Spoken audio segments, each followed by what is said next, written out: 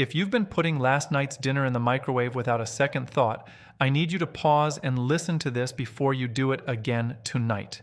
There are 4 foods that millions of us reheat every single week. Foods that are perfectly healthy the first time around, that change chemically when you heat them a second time. And some of those changes have a real documented connection to cancer risk. Not internet rumor cancer risk, actual mechanisms that scientists at real research institutions have been studying for years. I know that might sound alarming, and I want to be honest with you right away. This isn't about panic. It's about a handful of small, easy habits that could meaningfully lower your risk over the years ahead. By the end of this video, you'll know exactly which 4 foods to be more careful with, why the science says so, and most importantly, what you can do instead that takes almost no extra effort.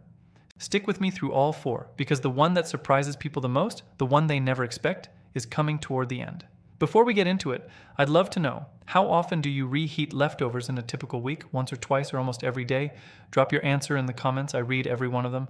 I'm Dr. Ryan Brooks, and for years now, this channel has been about one thing: helping you protect your health in the kitchen without the fear-mongering and without the fads. Just what the evidence actually shows, explained simply so you can make your own informed choices. Let's get into it.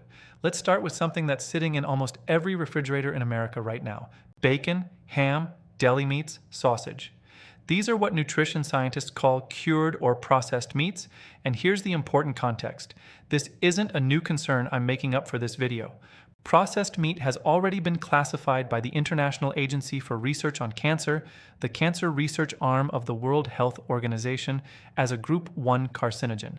That's the same category as tobacco smoke, not because it's equally dangerous in every sense, but because the evidence linking it to cancer, especially colorectal cancer, is considered strong and consistent. Here's the mechanism, and I promise to keep this simple. Cured meats are treated with nitrites and nitrates. These are the compounds that give bacon and ham that pink color and help preserve them. On their own, in small amounts, they're not the villain. The problem happens when those nitrites are exposed to high heat, especially the kind of high dry heat you get from pan frying, or from reheating already cooked bacon or ham in a hot pan or under a broiler. That heat can trigger a chemical reaction that converts those nitrites into compounds called nitrosamines. Nitrosamines are the part of the story that researchers are most concerned about. They're classified as probable carcinogens, and animal studies have shown they can damage DNA in ways that contribute to tumor formation. Think of it like this: nitrites are like a lit fuse sitting quietly in the meat. Cooking the meat once lights that fuse a little. Reheating it, especially at high dry heat, relights it, and the second exposure to intense heat appears to generate more of these nitrosamine compounds than the first cooking did. Now, I want to be fair to the science here, because I never want to exaggerate a case beyond what it can support. The strongest research connects long-term regular consumption of processed meat in general to increase cancer risk. That's well established. The specific question of how much extra risk comes from reheating versus the first cook is a newer, less settled area of research, and scientists are still working out exactly how much reheating adds on top of the baseline. What we do know is that high dry heat is the consistent driver of nitrosamine formation, whether that heat happens the first time or the second. I think about patients like the ones many of us know. Someone who cooks a big batch of bacon on Sunday, then reheats a few strips in a hot skillet every morning that week to get that crispy texture back. It's an extremely common habit, and it's exactly the pattern that maximizes repeated high heat exposure. Here's a genuinely useful extra tip. If you're going to reheat cured meats at all, do it gently. A low oven or even the microwave with a splash of water underneath a paper towel to keep it moist produces far less of that scorched, blackened edge than a hot, dry pan does. And that blackening is often where nitrosamine formation is most concentrated. So here's your one clear takeaway from this section. When you reheat bacon, ham, or sausage, choose lower, gentler heat instead of a hot pan, and try to avoid deeply browning or blackening the edges. It's a small adjustment, and it doesn't mean giving up your favorite breakfast. It just means treating that second heating with the same care as the first. Now let's talk about something that might surprise you because it doesn't sound like a cancer food at all. It's the potato. Specifically, French fries, hash browns, roasted potatoes, and potato chips that get reheated, especially in a way that browns or crisps them further. Here's the science. When starchy foods like potatoes are cooked at high temperatures, frying, roasting, baking until golden brown, a natural chemical reaction occurs called the Maillard reaction. It's the same reaction responsible for that delicious golden brown color and toasty flavor. But as a byproduct of that reaction, a compound called acrylamide is formed. Acrylamide has been classified by the International Agency for Research on Cancer as a probable human carcinogen, meaning there's strong evidence from animal studies, and researchers continue to study its effects in humans. Think of acrylamide formation like toasting bread. The longer and hotter you toast it, the darker it gets, and the darker it gets, the more acrylamide is present. Reheating fried or roasted potatoes, especially in a way that browns them further, think putting leftover fries back in a hot oven or air fryer until they're extra crispy, adds another round of that same high heat browning reaction. And research has shown this can further increase acrylamide levels beyond what was already there from the first cook. I want to be completely honest with you about the strength of this evidence because that matters to me. The connection between acrylamide and cancer in rodent studies is well established and consistent. In humans, the picture is more mixed. Some studies have found associations with certain cancers like ovarian and endometrial cancer, while many others have found no significant link for other cancer types. Health organizations like the American Cancer Society describe this as an area of legitimate concern worth reducing exposure to rather than a settled, proven cause of human cancer. I think that's the honest, responsible way to describe it to you. It's common to see someone who makes a big tray of roasted potatoes or a large batch of fries, then reheats the leftovers the next day in a hot oven, specifically to get them crispy again. Sometimes even a touch past how brown they were originally, because reheated potatoes can taste a little soft or bland otherwise. Here's a helpful extra tip. If you're storing potatoes to reheat later, don't refrigerate them raw before cooking, and don't over-brown them the second time around. Refrigerating raw potatoes has actually been shown to increase acrylamide formation when they're later cooked because of how the cold affects their sugar content. And when reheating already cooked potatoes, aim for warmed through rather than extra golden and crispy.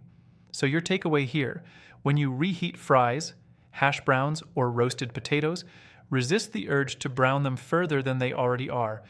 Warm gently and let the flavor speak for itself without chasing that extra crunch.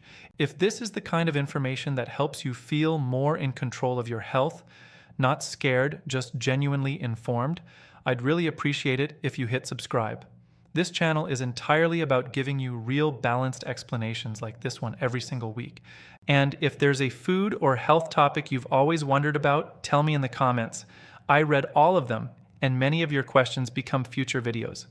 This one tends to surprise people because we think of spinach as one of the healthiest foods on the planet, and it is.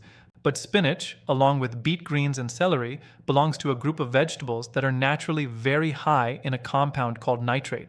Here's what happens.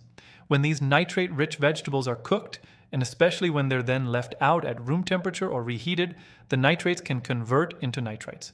And under certain conditions, particularly high heat, those nitrates can further convert into nitrosamines, the same family of carcinogenic compounds we talked about with cured meats.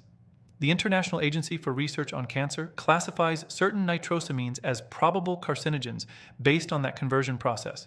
I want to paint the picture simply. Think of the nitrate in spinach as a raw material that's completely harmless, sitting quietly in the leaf. Heat and time are like a slow assembly line. They can gradually convert that raw material into nitrite, and then, with more heat, into a nitrosamine. The first cooking starts that process a little. Sitting out, then reheating can push it further along. Now, here's where I want to be very careful and very honest with you, because this is a claim that gets exaggerated a lot online, and I don't want to be part of that problem. The evidence connecting reheated spinach specifically to cancer is genuinely limited.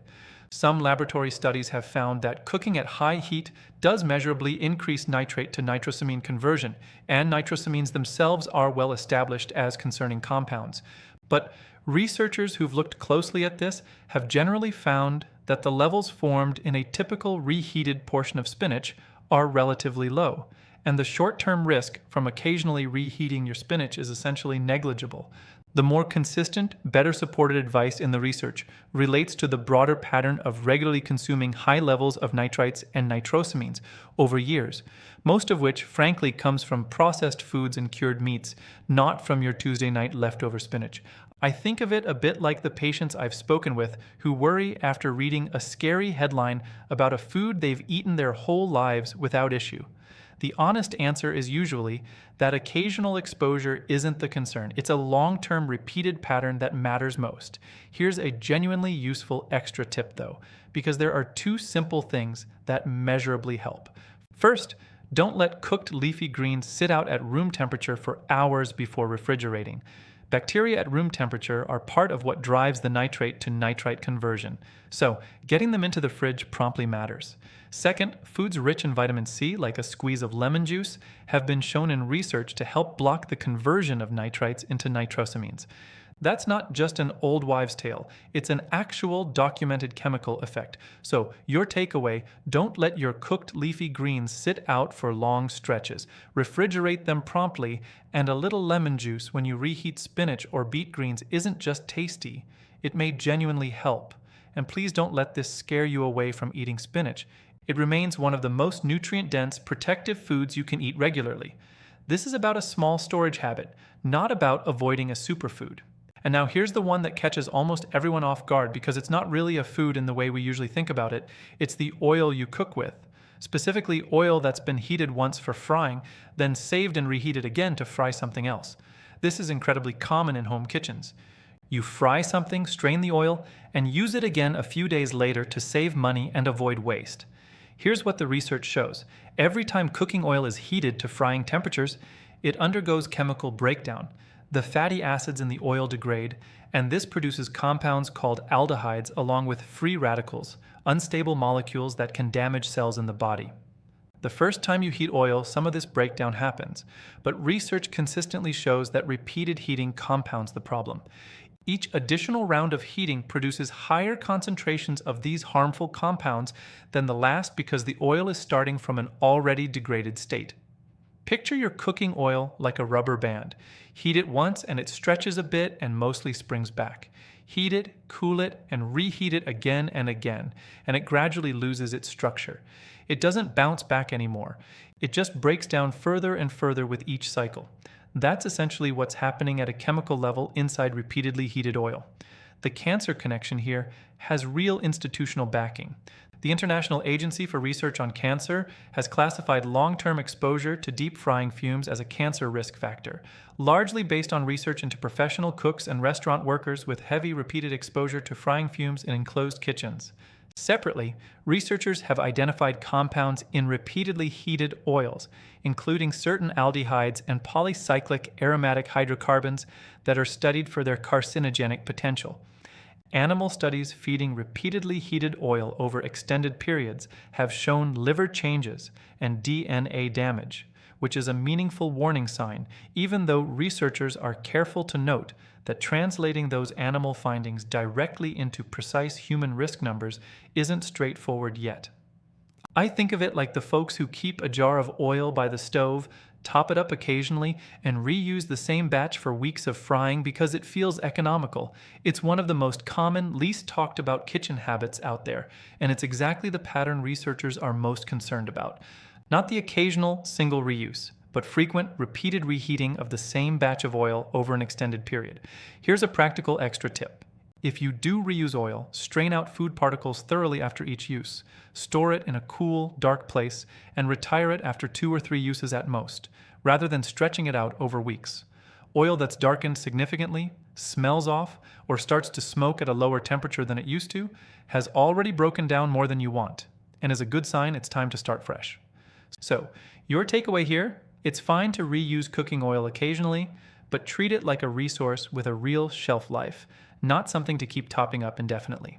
A fresh batch every few uses is a small cost that may meaningfully reduce your exposure to these compounds over time. So let's bring this all together. The common thread across all 4 of these, cured meats, fried potatoes, leafy greens, and cooking oil, is heat, and specifically repeated exposure to high heat over time. None of these foods are something to fear or eliminate from your life. This is about small, manageable adjustments. Gentler reheating, promptly refrigerating leftovers, not overbrowning your food a second time, and giving your cooking oil a reasonable retirement age. And I want to say this clearly because it matters more than anything else in this video. Please talk to your own doctor about your personal diet, especially if you have specific health conditions, are managing cancer risk factors, or take medications that interact with food. What I've shared today is general education based on the research available, not a personal medical recommendation for you individually. Your doctor knows your history in a way no video ever could. If this helped you feel a little more equipped in your own kitchen, I'd be grateful if you'd like this video, subscribe for more videos just like it, and let me know in the comments which of these 4 surprised you the most. I have a feeling I know the answer, but I'd love to hear it from you directly. Take care of yourselves, be gentle with your leftovers, and I'll see you in the next one.